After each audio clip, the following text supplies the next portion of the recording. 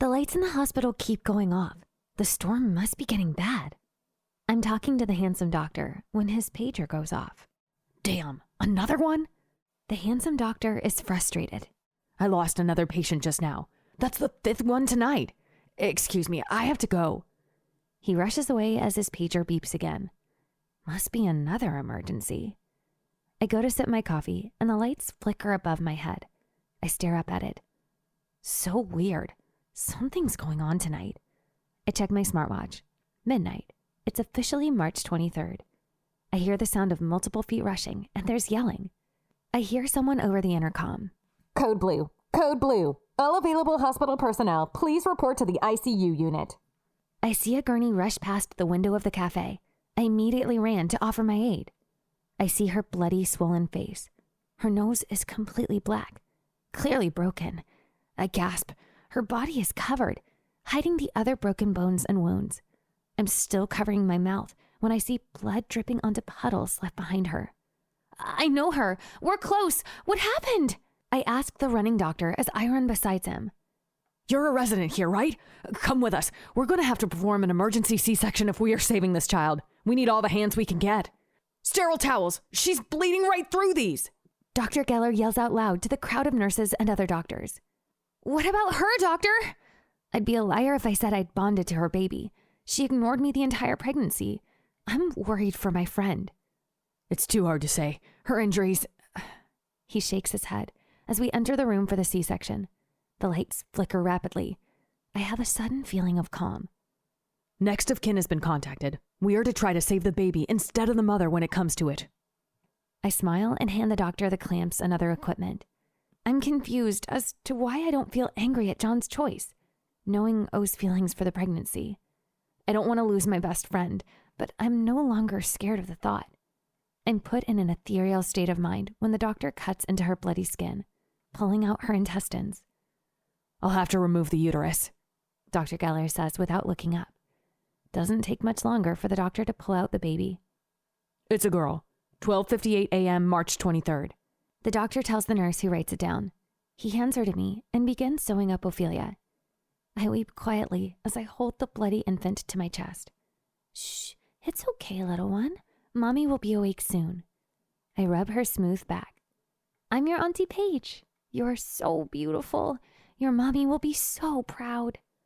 I cradle her on my chest so happily, I don't mind that I'm covered in my best friend's fertile juices and blood. When I'm told Mr. Gray is in the waiting room, I wash my hands before going to meet him. I can't help myself but run into his arms. He is surprised by my sudden embrace. Sorry, that wasn't professional. I look in Mr. Gray's eyes. No, don't worry about it. It's me, Paige. I'm pretty emotional tonight. I wipe my tears on the sleeve of my scrub shirt. Yeah, that makes 2 of us. I can tell by his face he has a million questions for me. What happened, Paige? It was a really bad car wreck. Doctors don't know if I stopped myself from thinking what I was about to say. What about my grandchild? He looks hopeful. She's beautiful. She's in the nursery now. Do you want to go see her?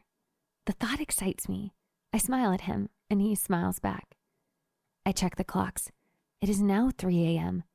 I look at Mr. Gray holding the baby for the first time. He is rocking with her in a chair. His eyes are closed. They both look so peaceful. She's asleep in his arms. My mind goes to O. Not getting to hold her child breaks my heart. No matter what, that baby will be loved. I walk to him, not trying to wake them up. His eyes open, but she remains asleep. Oh, sorry, didn't mean to wake you. He looks down to the bundle in his arms. She's dead to the world. It's been an exhausting first day, I say. So have you made contact with the parents? The awkwardness shows in my voice. Ophelia is the mother, he says harshly to me. I'm sorry, it's a sore subject, he exhales. I nod, understanding what he's saying. Well, Ophelia's not here, but there are 2 people waiting to hear from her, so I guess it's your choice now. You should give them a call. I didn't know she told you about the adoption, he says. Well, in the last year since she left school, I've got 3 text backs. The subject came up. I'm sorry she's been avoiding you. I can tell he feels bad. I'm sorry she felt the need to, I counter. I hand Mr. Gray a bag marked personal belongings. Her cell phone is in it. I'm guessing the number's in there. It's morning now, and I'm going to catch some sleep before my next shift. I'm about to leave the room when I notice Mr. Gray talking to 2 women. They must be Kate and Michelle. I wonder what he decided. I see the one with the black hair reach a hand out to Mr. Gray. He hesitates, but he gives in and gives a strong shake. They seem to ask a question, to which Mr. Gray shakes his head. I can tell he broke the news that they weren't getting this baby because the other one in the suit begins to cry. I look down as I see them comforting each other. As happy as I am that O won't wake up missing her baby, I'm sad for these 2. May they get their child someday. April. It's been a month since O's accident, but the doctors have been keeping her in a medical coma. I come every day to clean her and change her pajamas. She'd never be caught dead lying in her own urine. I play her favorite musicals as I give her updates on her favorite sports teams. Sometimes her eyelids flutter like she's trying to respond. Her dad visits almost daily with baby Gray. Till O wakes up, that's her name. She's completely healthy and the most beautiful baby. I hear a knock on O's door. I turn off the television. Come in. It's Mr. Gray. I go to pick up the baby from him. How is she, Paige?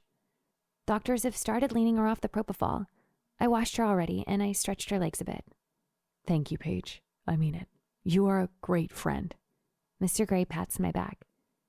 Can you do me a favor? Can you not tell her I was here? Mr. Gray gives me a questioning look. Why? I'm sure she'd appreciate you being there for her. O is prideful. I don't want her to imagine me cleaning her, but just don't, okay? I want her to come back to me when she's ready to be friends, not because she feels she owes me. May. I'm in a room that's white. I tug at the tubes in my nostrils.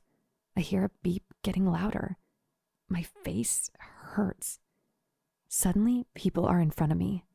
Where is my daughter?